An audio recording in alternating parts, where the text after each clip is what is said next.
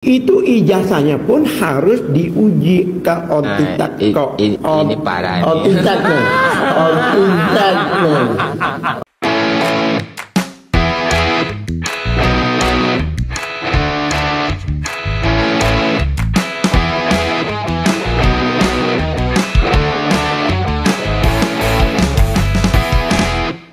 Oke guys, Assalamualaikum warahmatullahi wabarakatuh. Kembali lagi bersama Blacker Majnang.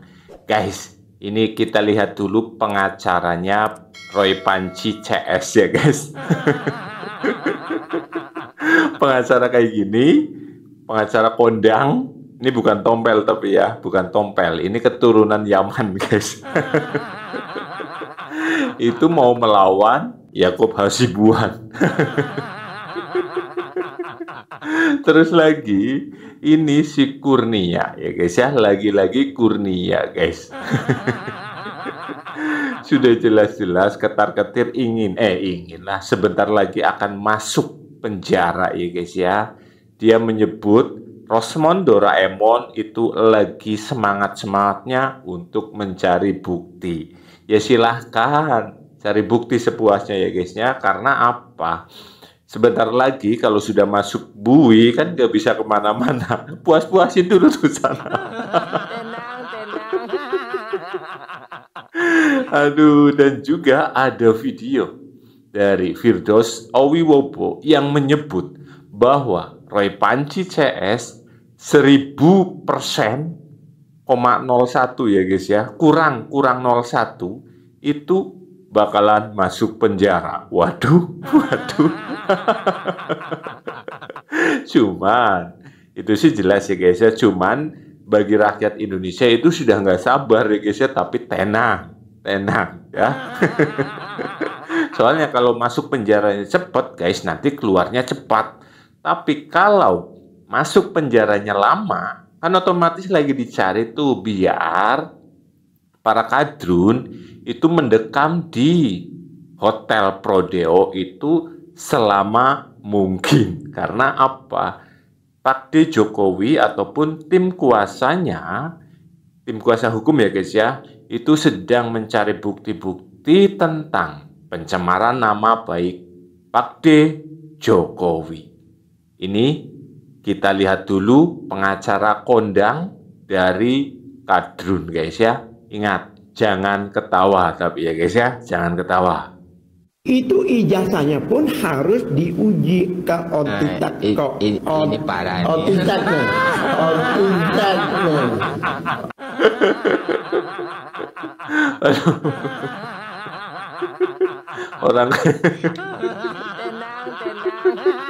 Orang kayak gini guys. Anjir, tadi nggak bisa ngomong. Orang kayak gini ingin ngelawan Yakub Hasibuan guys. Udahlah, nggak usah debat nanti, langsung pakai baju Shopee saja ya guys. Ini tipe ketar-ketir guys ya, tipe ketar-ketir guys ini ya, melihat pengacaranya ngomongnya belepotan guys. Kita ulang guys, ini kita ulang guys ya, soalnya kocak ini guys. Dengerin guys. Ini parah Otitaknya. Otentikannya baru ini yang identik otentikanya. Ya kan? Dr. Rismond sedang rajin-rajinnya sekarang mencari bukti-bukti. Justru kami itu berharap pihak kepolisian ini hal-hal baru seperti ini tolong dong Pak. Ya, masa kalau kami rakyat kecil yang minta tidak diperduliin, tetapi kalau Pak Jokowi minta langsung ditangani kan begitu. Ini perubahan-perubahan ini harus ini harus disikapi kan begitu ya. Nah tadi apa pertanyaannya terakhir? Respon yang karena kemudian mungkin saja ada lagi pihak-pihak yang melaporkan karena merasa tidak nyaman dengan apa yang dilakukan klien. Jangan pernah menganggap bahwa kami ini kurang kerjaan, meneliti ini, meneliti itu. Kalaupun diteliti, tidak ada, pasti ada kaitannya dengan kepentingan daripada membuat terang peristiwa itu sendiri. Jadi bukan kurang kerjaan, gitu loh Mbak. Kurang kerjaan katanya bukan karena kurang kerjaan lah. Terus kalau bukan kurang kerjaan, berarti itu adalah pekerjaan ya guys ya. Karena 16M apa guys? Apa ini ada hubungannya dengan Marcella Santoso, guys? Bisa jadi ya guys ya, bisa jadi. Karena kalau yang berhubungan dengan uang, apapun itu semuanya dihalalkan, guys. Terang peristiwa itu sendiri. Membuat terang peristiwa itu ini penting sekali. Tidak boleh ada kriminalisasi terhadap akademisi maupun aktivis di negeri ini. Tangkap mereka poinnya. pengemban daripada pelaku undang-undang. Semua punya hak yang sama di mata hukum. Maka Pak Ito untuk membuat terang kasus ini ke depan, proses hukum seperti apa yang akan dilihat oleh publik, Pak, atas kemudian apa ya kalau kita bilang sudah gaduh begitu, sudah menjadi konsumsi publik mengenai permasalahan kepemilikan ijazah Pak Jokowi ini, Pak Ito. Iya, saya ingin mengingatkan lagi seperti Bang Andi tadi bilang. Ijazah ini adalah produk dari lembaga. Kalau ada cacat yang ditanya kenapa lembaga mengeluarkan ijazah ini, kecuali lembaga mengatakan bahwa ijazah itu adalah bukan ijazah yang dikeluarkan oleh UGM. Jadi kalau ada namanya hasil KKN, skripsi, dan lain sebagainya, itu bukan merupakan daripada untuk proses penyelidikan di kita. Itu adalah kalau misalnya yang dilaporkan UGM. Ini kan yang dilaporkan Pak Joko Widodo. Nah sekarang begini Mbak ya, bahwa hasil yang sudah dilaporkan kepada Bareskrim, tentunya ini bukan kriminalisasi. Kalau memang ada penelitian nggak usah dilapor dong. Apa guys? Iya betul. Mutiar ora kowe kurni guys, kurni apa korma guys? Ngakunya katanya mereka sedang meneliti, tapi ujungnya melaporkan. Giliran dilaporkan balik, ketar-ketir. Modal ya guys ya. Itulah para kadrun ya guys ya, yang segala.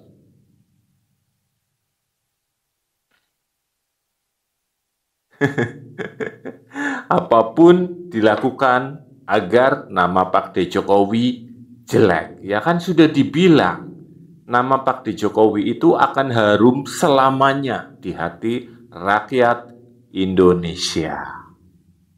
Ini kan dilapor, otomatis menjadi satu proses kasus. Kasusnya kemudian dilakukan penyelidikan. Di dalam KUHP pasal 109 ayat 2 disebutkan, polisi itu memiliki kewenangan untuk menerima laporan, melakukan penyelidikan dan menghentikan penyelidikan atau penyidikan apabila tidak ditemukan alat bukti atau bukan tindak pidana. Itu ada penghentiannya juga bukan sembarangan. Dan sehingga jangan lupa, kalau lihat criminal justice system, sistem peradilan pidana, di polisi itu bukan memberikan satu kepastian hukum, bukan. Kita bukan di bidang keputusan hukum, nanti di pengadilan. Udah lanjut saja, tunggu nanti di persidangan selesai. Nggak usah podcast sana, podcast sini, ya guys.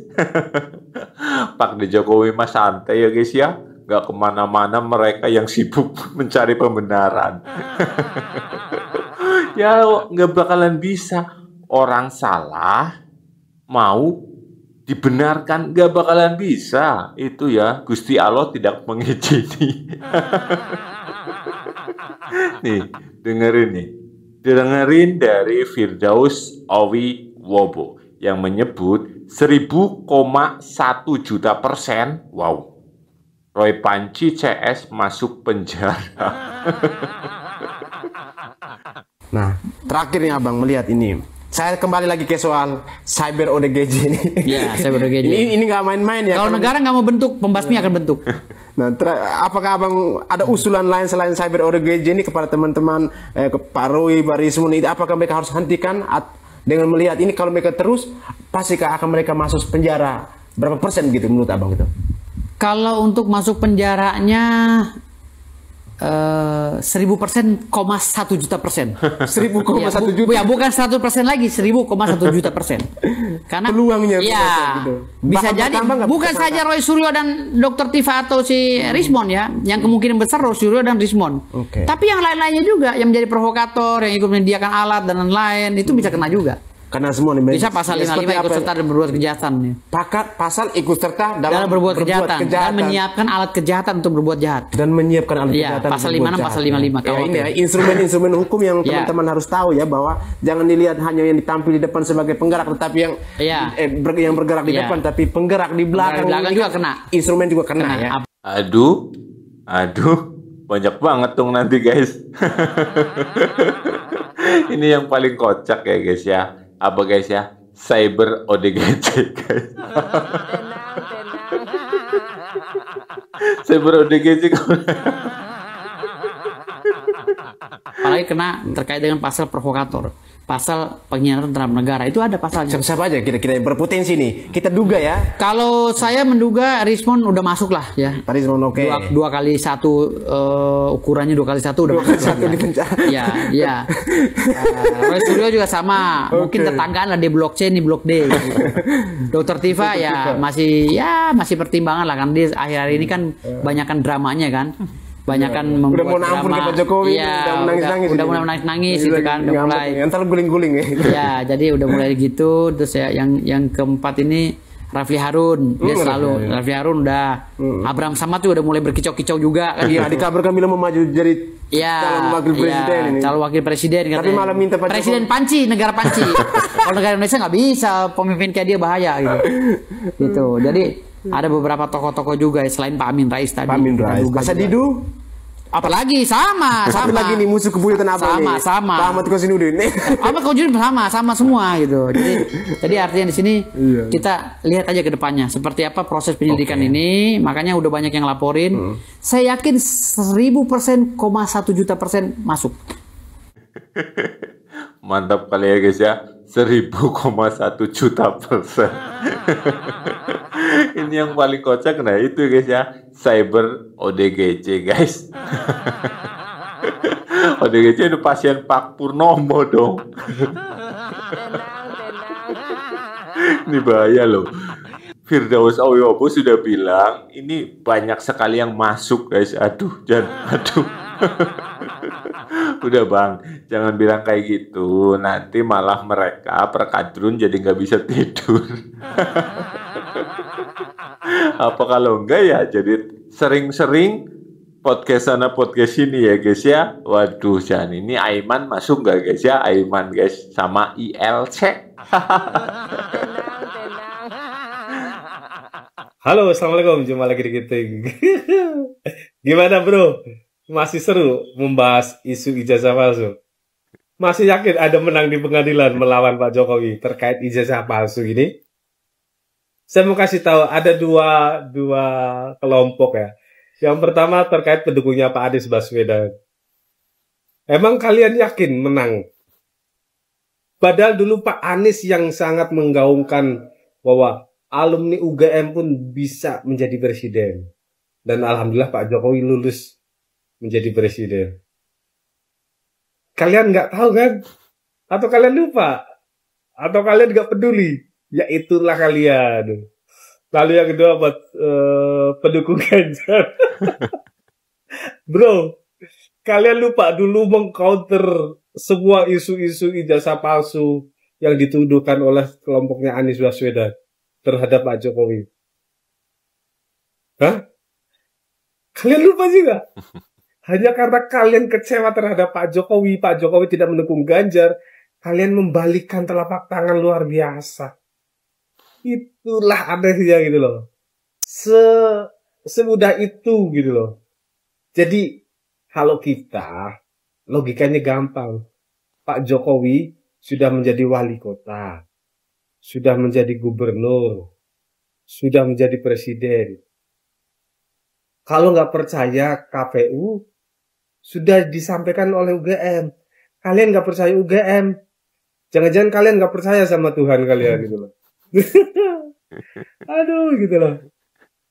Lalu bilang Roy Suryo dulu mendukung Pak Jokowi ketika menjadi menjadi gubernur di DKI. Tapi ya begitulah, itulah politik gitu loh. Menjadi beda adalah kita logikanya masih waras. Ketika orang menggerus isu ijazah ini, apa motif kalian? Apa keuntungan menggerus isu ijazah ini? Duit guys ya, duit. Anda percaya duit? Ada udang di balik bakwan ini guys ya. Ini kemungkinan ada guys ya, nggak mungkin. Oh, namanya juga uang guys ya, apapun bisa dihalalkan. Asal dompet tebel guys, diduga guys, diduga. Tapi ya masuk akal itu guys ya. Mau mendelegitimasi Pak Jokowi. Pak Jokowi semakin kalian hina, semakin kalian delegitimasi agar namanya jatuh, nama beliau semakin membumbung tinggi kawan. Kalian nggak sanggup menggapai itu. Bahkan Pak Prabowo yang melawan Pak Jokowi 2 kali pun mengakui kehebatan Pak Jokowi. Dan alhamdulillah menang ketika bergabung dengan Pak Jokowi. Ketika beliau melawan Pak Jokowi, dia kalah 2 kali kawan. Lalu kalian merasa lebih hebat dari Pak Prabowo gitu. Pak Prabowo itu sudah memberi contoh bagaimana mengakui bahwa Pak Jokowi itu luar biasa. Legowo. Tapi memang susah gitu loh.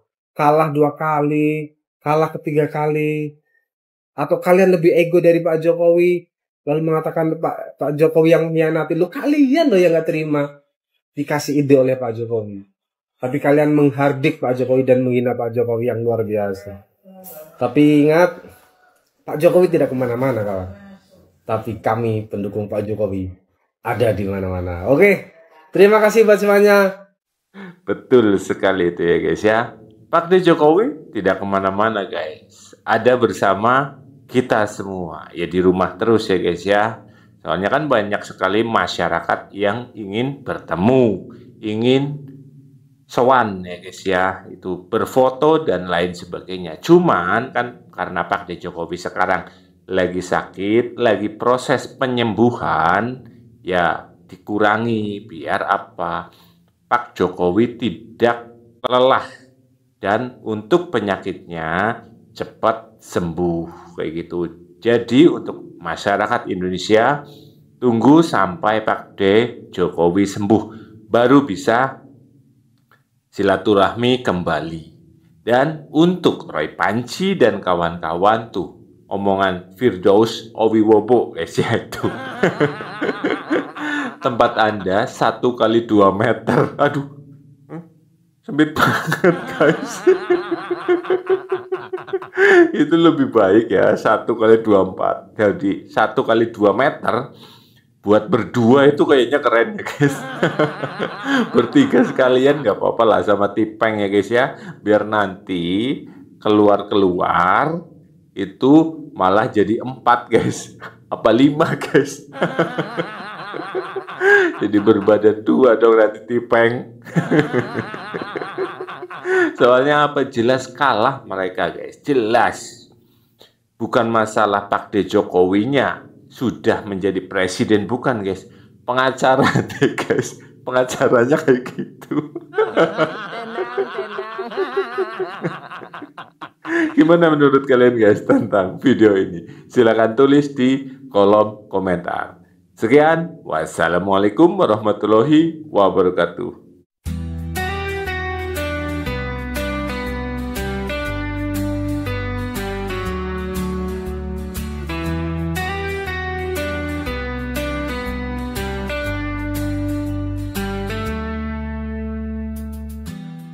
Di setiap pagi kami menatap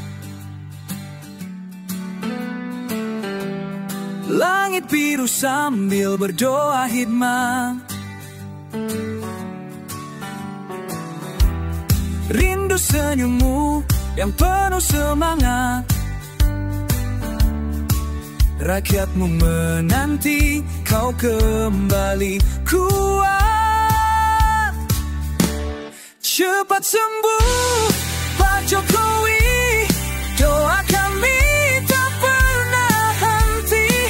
Indonesia menanti langkahmu yang penuh arti. Kami tahu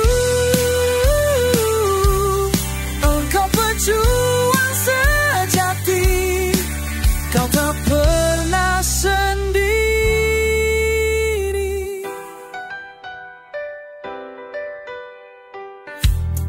Bersamamu negeri ini tumbuh,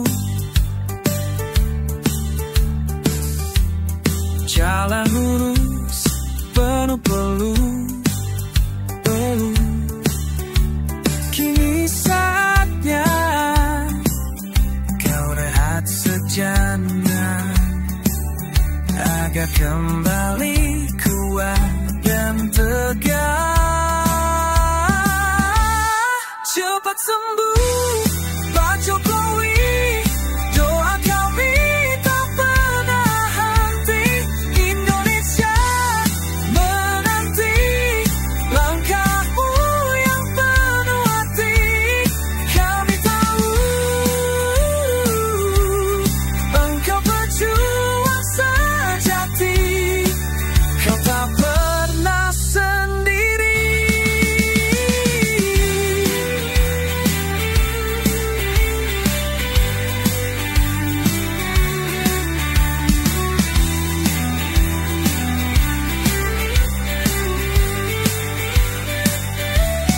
Langit pun tahu, bumi pun bersaksi, cintamu tulus untuk negeri ini.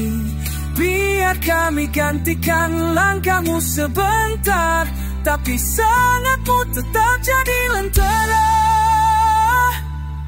Cepat sembuh Pak Jokowi, doa kami selalu menemani. Bersama rakyat kau takkan sendiri. Indonesia mencintaimu.